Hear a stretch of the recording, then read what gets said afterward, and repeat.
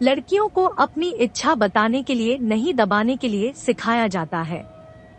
माँ, मेरी अधूरी ख्वाहिश लेकर मुझे विदा न करो ना। और मेरी क्या, ये तो पापा की भी ख्वाहिश थी। देखो बिटिया, हम औरतों की कहाँ कोई ख्वाहिश होती है। तुम भी तो इसी समाज में पली हो, तुम जानती हो ना, बिना बाप के बच्चा पर बार बार कोई एहसान नहीं करता है। तुम्हारे मामा ने कह दिया कि यदि अभी नहीं करोगी तो लड़के वाले लड़के की शादी कहीं और कर देंगे। उन्हें अपने बेटे की शादी की जल्दी है। और बेटा, मैंने सब पता लगा लिया है, लड़का बहुत अच्छा है, कोई कमी नहीं है। और मेरी आखिरी ख्वाहिश भी तो यही है कि तेरे हाथ जल्द से जल्द पीले कर दूं, तू अपने घर चली जा, मैं चिंता मुक्त हो जाऊं। अधूरी ख्वाहिश दिल में लेकर ऋतु नीरज के साथ विदा हो गई। ऋतु ने अपना 100% दिया अपने रिश्ते, अपने कार्यों को, पर मन का खालीपन जो बार बार उसे अपनी ख्वाहिश की याद दिलाता। नीरज और ऋतु के रिश्ते में इतना प्यार था कि कहाँ कोई राज रह पाता दोनों के बीच। नीरज ने ऋतु को खाली आंखें पड़ पूछ ही लिया, तुम क्या छुपा रही हो मुझसे? आंखों में आंसू लेकर बताने लगी ऋतु, जब वह 7-8 साल की थी तो पापा गोदी में लेकर कहते, ये करेगी मेरा सपना पूरा, ये यूपीएसएससी की परीक्षा में जरूर बैठेगी। उस समय मैं यूपीएसएससी का मतलब भी न जानती थी। पापा मुझे खुद से पढ़ाते थे और मेरी आंखों में उस सपने को जगाते थे। दरअसल बात यह थी कि पापा का सपना था आईएएस की परीक्षा दूं, पर स्नातक नहीं कर पाए। पापा 12वीं पास कर पाए थे कि उन्हें घर परिवार की जिम्मेदारी लेनी पड़ी और घर चलाने के लिए उन्हें काम करना पड़ा, जिसके कारण वो आगे पढ़ न पाए और उनका सपना ही रह गया। और जब मैं पैदा हुई तो उन्होंने मेरे जरिए अपने सपने को पूरा करना चाहा।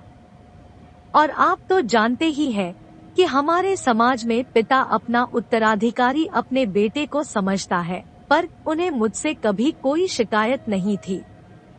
उन्होंने मुझे कभी एहसास न होने दिया कि मैं कहते कहते आंखें भर आई ऋतु की। फिर नीरज ने उत्सुकतावश पूछा, फिर? मैं समझती भी न थी आईएएस क्या होता है, पर पापा का प्यार समझ मैं भी खूब पढ़ने लगी।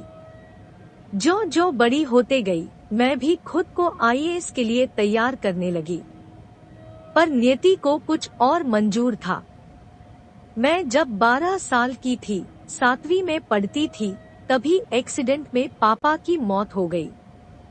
और जानते हैं, मैंने पापा के साथ पापा के सपने को मरने नहीं दिया, अपनी ख्वाहिश बना लिया। लेकिन अकेली माँ क्या करती, किसी तरह हमारा भरण पोषण करती। पढ़ाई मैंने कभी नहीं छोड़ा, किसी तरह दंसवीं किया, फिर छोटे छोटे बच्चों को ट्यूशन पढ़ाकर 12वीं किया और पापा के ख्वाहिश को जिंदा रखा। पर माँ, जिसे जिंदगी ने कभी कोई सुख न दिया, उसकी बातें टाल न सकी और अभी स्नातक में नामांकन भी न करवा पाई थी कि माँ की इच्छा के कारण मुझे आपसे शादी करनी पड़ी। अब तो रोने ही लगी थी ऋतु।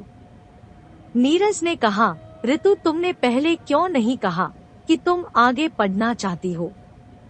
ऋतु ने कहा, नीरज, मैं ऐसे समाज में पली हूँ जहाँ लड़कियों को अपनी इच्छा दबाने के लिए ज्यादा, बताने के लिए कम सिखाया जाता है। नीरज ने ऋतु को गले लगाते हुए कहा, तुम्हारी अधूरी ख्वाहिश जरूर पूरी होगी। तुम सिर्फ आईएएस की परीक्षा में बैठोगी ही नहीं, पास करोगी, बड़ी अधिकारी बनोगी और अपने पापा का सिर्फ नहीं, अपना भी सपना पूरा करोगी। मैं कल ही तुम्हारा स्नातक में नामांकन करवाता हूँ। तुम्हारा अपना नाम होगा, अपनी पहचान होगी।